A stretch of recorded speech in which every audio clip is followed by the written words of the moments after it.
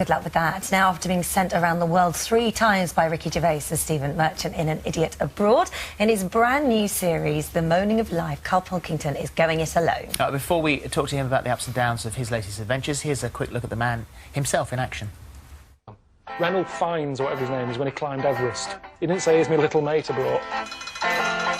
What numbers in my mobile phone wouldn't fill this row of tables here? It's a town made for mermaids. Okay. Put him outside to where he stinks. Where are we going? Just keep going straight. Well, I've got no option. Was it? It was just okay. Is that good? If she was bald, I'd want to know. I was happy with the jacket. If it's broke, they call me. When we get an invite through the door that size, it's the equivalent to getting jury duty. Have a cup of tea, yeah. Karl joins us now. It's lovely to see you, as always. This new series is a bit of a journey of self-discovery, in a way, because each episode covers a big topic, doesn't it? Yeah, it's the big things that happen in your life. It's the marriage idea, having kids, happiness, death.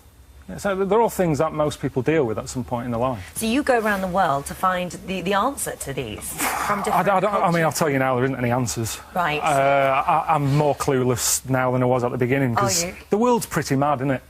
The way people do things and why they do things, and you ask people why they do them, and they go, I don't know. I don't know, they just do.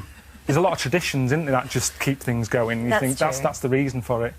So yeah, the first one's on Sunday night at 9, and it's about marriage. And it is about marriage, yes. So you go to one of the clips we're going to show us in a minute. You go to India. India. And you sort of explore the idea of arranged marriages. Yeah. And they have sort of agencies for arranged marriages. It's all pretty smooth. I mean, I know some people sort of go, oh, arranged marriages, that's a bad thing. But if you're like me, I've never been one for chatting women up. I can't do it. Right. Forget it. It's not going to happen. OK. So for people like me, if you can go into an office and you've got a bloke going, right, here's a catalogue, what sort of thing are you after? That's not very romantic, is it? But it works a lot. Honestly, the woman who I met, I reckon, and honestly, she was well into me. She would have had me like that. Honestly, she was well into me. And I think I would have been quite happy with her. Really? Honest to God, if I've got a girlfriend, I've had her for ages.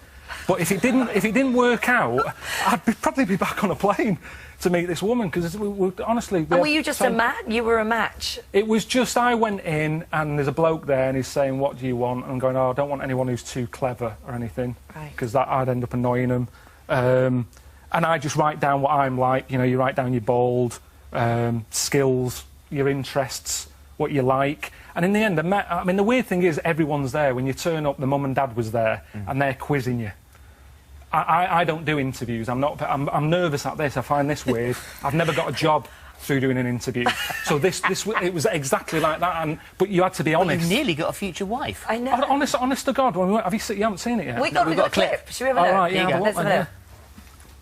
Yeah. Tell me something about your parents. Are they doctors? No, there's no doctors. I mean, they've retired now. My dad has done loads of jobs, from tiling, gardening.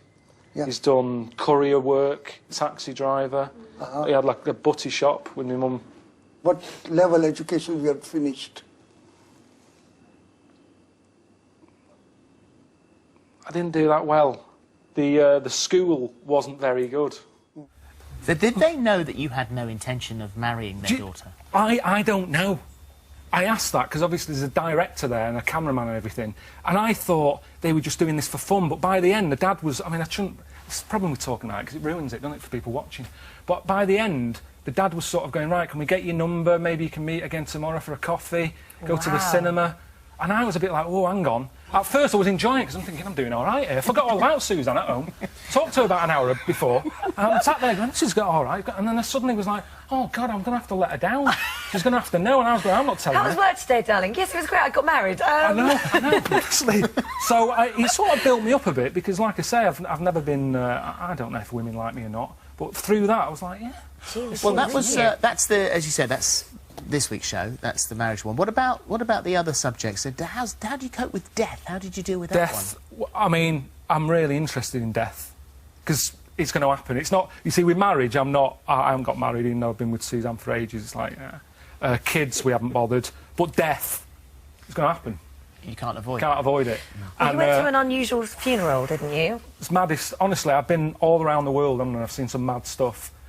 And I get a bit blasé. I think, oh, another tribe, I've seen it.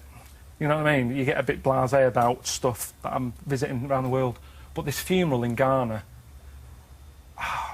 yeah, I mean, you'll have to watch it. It was an old lady, wasn't it? It was an old woman called Comfort. Never met her when she was alive. She'd been dead for 2 months. And what they do, they don't bury them that quick because they've got family all over Africa. And if they're poor and what have you, they can't just fly in. They've got to travel. So the body's not buried for ages because they basically want all family and friends to say goodbye to them. So she's, yeah, I got involved in sort of doing her up, putting the makeup on her, and they prop them up in the corner of the room. And people come in. This woman called Comfort, she worked in like a market stall flogging some fruit called kinky. Some local thing. So that was her job, sat behind this table flogging kinky. So what they did, they sat her in a corner, table, kinky on it, and family and friends are going up, sort of putting money in her hand, and going, oh, really weird. Wow. Really weird. And everyone else is thinking it's normal. But going and taking pictures, probably putting it on Twitter. Like they have a very, very different... maybe it's us that's wrong. We have a bad relationship with death. I said that. You never hear about it on the telly. We never like to talk about it. You know, everyone's morbid. There, dancing down the streets. It's a proper celebration. I think someone said... It seems a better way... I mean, definitely unusual for us, but it seems like a better relationship with death, like really? you said. Fascinating. No, I can't wait to watch it. It's the best one, that. Yeah? Is it? Yeah, it's the last episode, but it's... You didn't miss Ricky and Stephen? No. No. Because I suppose the hotels were better. Definitely. I mean, sometimes you're in places where it's just basic, but, you know, I mean, last time I was packing bottles of Domestos with me when they were sending me away, do you know what I mean? Whereas this time, if there was something half decent, you know, with clean bedding, I'd be staying there. So I definitely enjoyed the trips more. I mean, I still don't like being away from home, but... No, it's funny you keep taking these travelling jobs, isn't it? It's a job, isn't it? It is a job, you know. I'm sure you're sat there thinking, why are we talking to him again? But it's, you've got to do it. I would. Look how much I wrote down to ask you. I know, me too. We have so much to ask you. We've just scratched the surface. It's lovely having you here. Proving our point. Yeah. The Moaning of Life is Sunday. It's at 9 on Sky One and Sky One HD. And there's a book out as well for it again. Oh, okay. There we are then. So there you go. It's lovely to see you. Thanks for having me on. It's a pleasure. Sue Hill's appealing for your help.